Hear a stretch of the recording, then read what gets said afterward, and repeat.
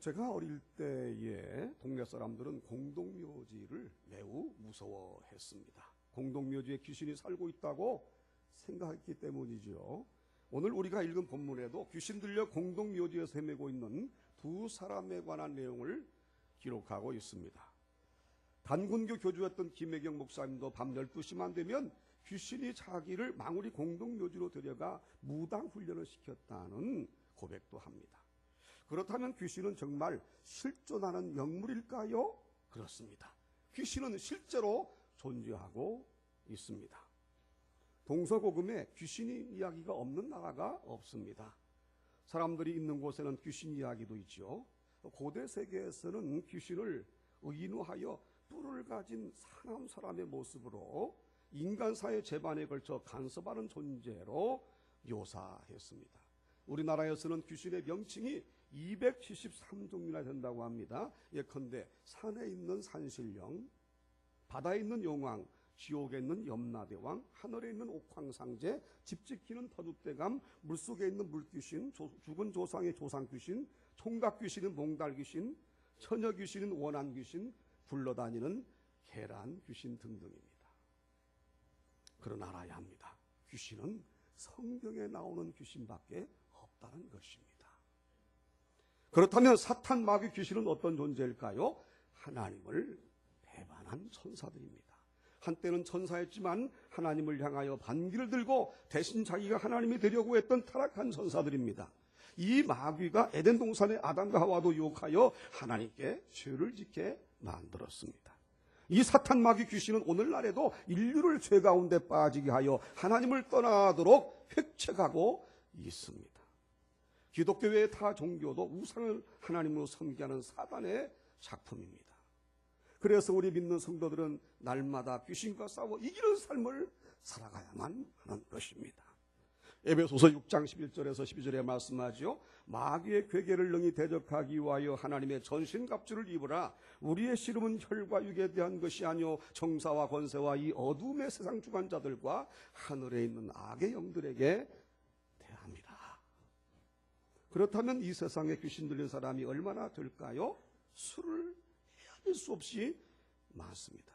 사람들이 예수를 안 믿는다는 것은 곧 귀신의 영향을 받고 있다는 것과 같은 의미를 갖고 있기 때문입니다. 겉으로는 멀쩡하게 보여도, 겉으로는 정상적으로 보여도 그 안에 예수가 없는 자, 그 안에 성령이 내주하고 있지 않은 자는 모두가 귀신의 지배를 받고 있는 자들입니다. 아무리 막강한 권세를 가지고 있는 권력자라도, 아무리 재산이 많은 부자라도, 아무리 지식이 많은 학자라도, 아무리 뛰어난 예술가라도, 아무리 불습이 깊은 불교 신자라도 성령의 영향권에서 벗어나면 모두가 귀신의 종으로 살 수밖에 없는 것입니다. 그러므로 귀신의 일차적인 사명은 사람들을 유혹하여 지옥으로 끌고 들어가는 것입니다. 오늘 우리가 읽은 본문을 보십시오. 귀신 들린 두 사람이 공동묘지에 살면서 발악을 하는 장면이 나옵니다. 그들의 몸에는 쇠사슬이 걸쳐져 있었지요. 날카로운 돌에 의해 살이 찢겨져 피가 흘러내렸고 머리는 헝클어져 있었습니다.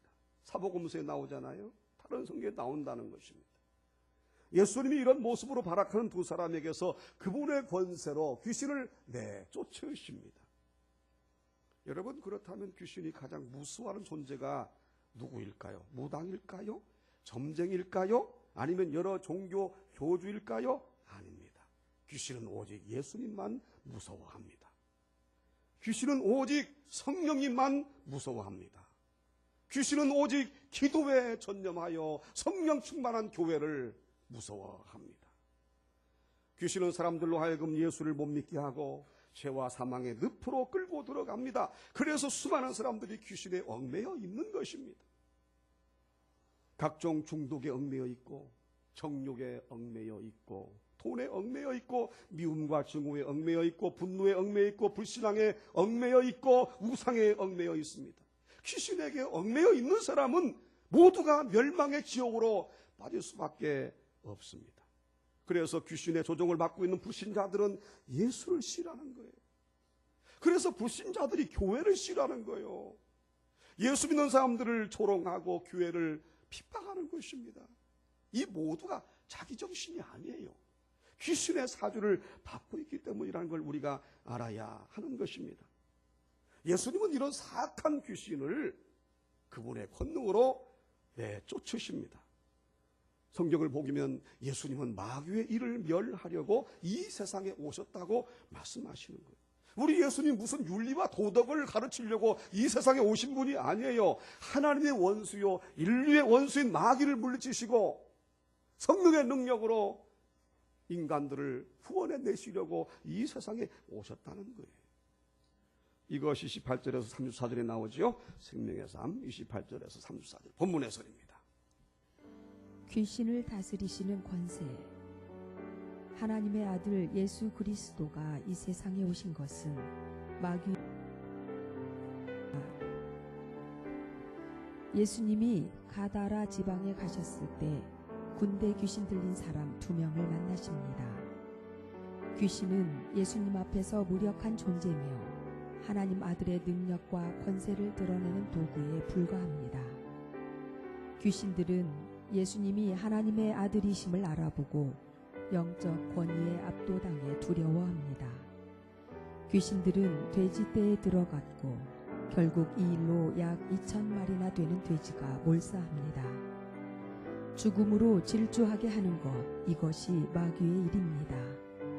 물질적 손해만 생각한 그곳 사람들은 정작 붙들어야 할 능력의 주님을 떠나보내고 맙니다. 성도의 삶은 세상이 추구하는 모든 것을 포기하고 영원한 주님 한 분만 붙드는 것입니다. 귀신들은 예수님을 누구라고 고백하며 예수님께 어떤 요청을 하고 있나요? 물질적 손해를 감수하고라도 구원의 길로 인도해야 할 한 영혼은 누구인가요? 아멘. 우리 함께 28절에서 34절까지 믿음으로 크게 읽겠습니다.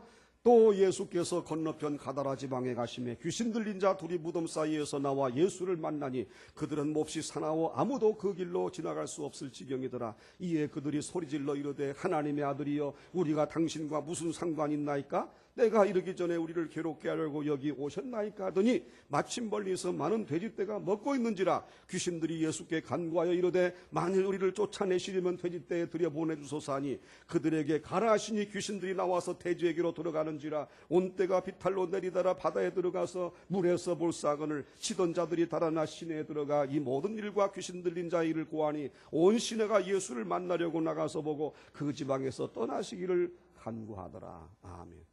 귀신들이 예수님을 향해서 뭐라고 소리칩니까? 하나님의 아들이요, 이렇게 고백합니다.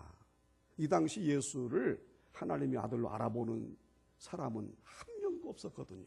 그런데 귀신이 먼저 알아보는 거예요. 귀신이 먼저 예수님이 하나님의 아들이라는 것을 알아보는 거예요. 그래서 귀신들은 인간보다도 훨씬 뛰어난 지각력을 가지고 있습니다. 마귀는 영적인 세계는 물론 과거, 현재, 미래를 뚫어보는 거예요. 그래 무당이 그래서 무당 끝하고 점쟁이가 그래서 점을 칠 수 있는 거예요. 그들은 귀신의 앞잡이들입니다. 귀신이 어느 정도 알려주는 거예요. 그러나 귀신들은 그런 악한 능력으로 사람들을 멸망시키는 일에 앞장서고 있습니다. 예수님은 귀신 들린 자들에게서 군대 귀신을 내쫓으십니다. 예수님의 명령으로 한꺼번에 쫓겨난 2,000마리의 군대 귀신은 돼지떼에 들어가지요. 귀신이 들어간 돼지떼는 바다로 달려가 몰사하고 맙니다. 이것이 하나님의 아들 예수 그리스도의 능력이었어요. 오늘날에도 예수님은 사람들에게서 귀신을 쫓아내십니다. 어떤 사람이 구원을 받았다는 것, 어떤 사람이 예수를 믿고 영원한 생명 얻었다는 것, 그것은 뭘 의미하냐? 그 사람에게서 귀신이 나갔다는 것을 의미하는 거예요. 여러분, 내가 내 의지의 산물로 내 결심으로 예수 믿는 줄 아십니까? 절대 아닙니다. 내가 예수를 믿게 된 것은 내 안에 성령이 들어오셨기 때문이에요. 성령이 들어오시면 마귀가 나가는 겁니다. 귀신이 나가는 거예요. 이런 영적 현상이 바로 구원인 것입니다. 이게 성경적인 구원관이에요. 귀신이 나가고 성령이 들어오시면 모두가 구원을 받습니다. 성령의 역사로 구원받은 사람은 그의 삶이 완전히 달라집니다.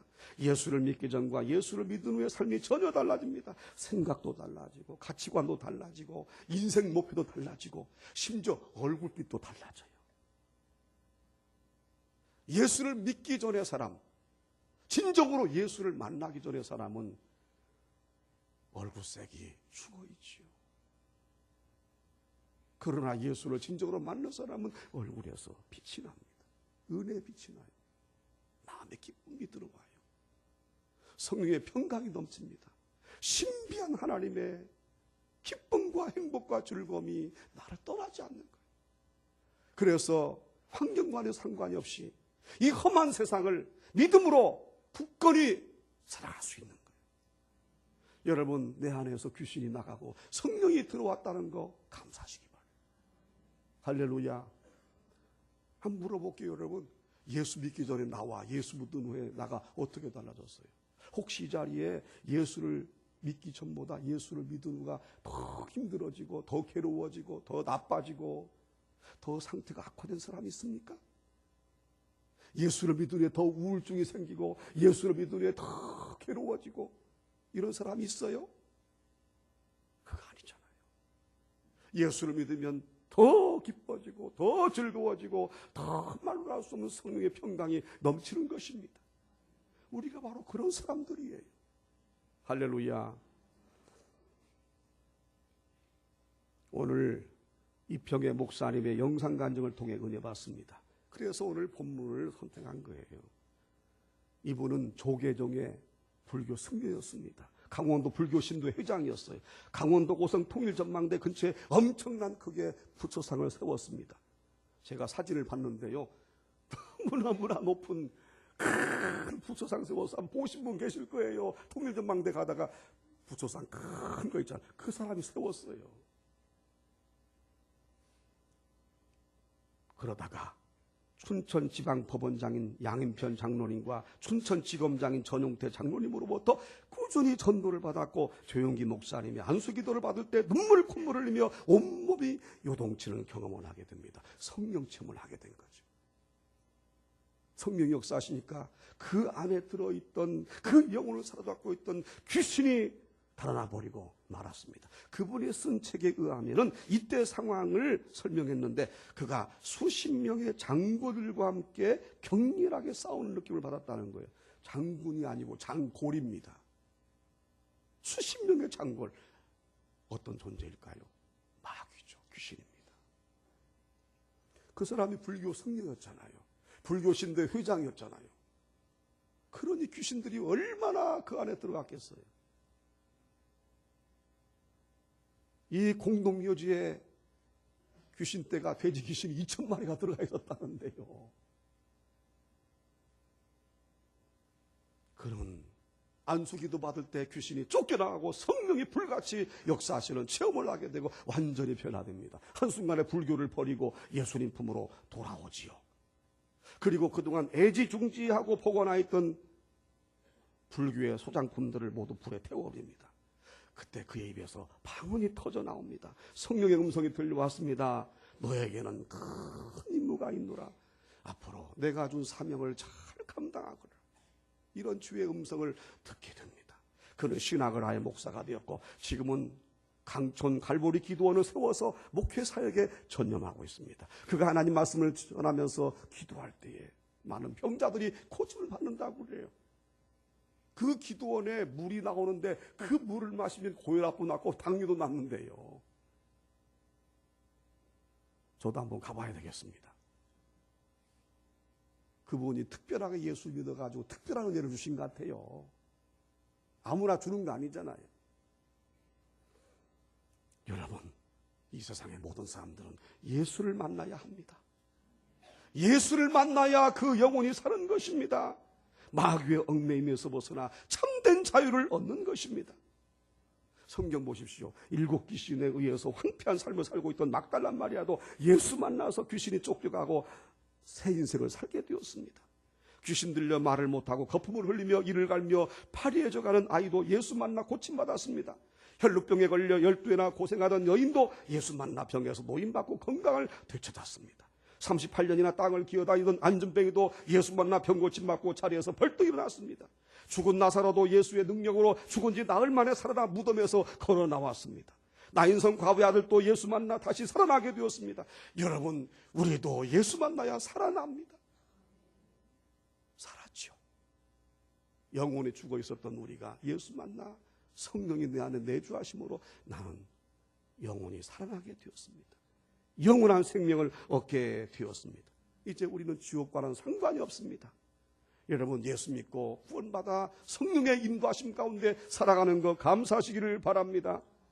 예수님만이 모든 사람이 갖고 있는 인생 문제의 해결자이십니다. 우리 모두 예수 믿고 구원받은 것 감사합시다. 예수 믿고 구원받아 새로운 인생을 살고 있는 것 감사합시다. 그래서 우리의 인생 목표는 달라요.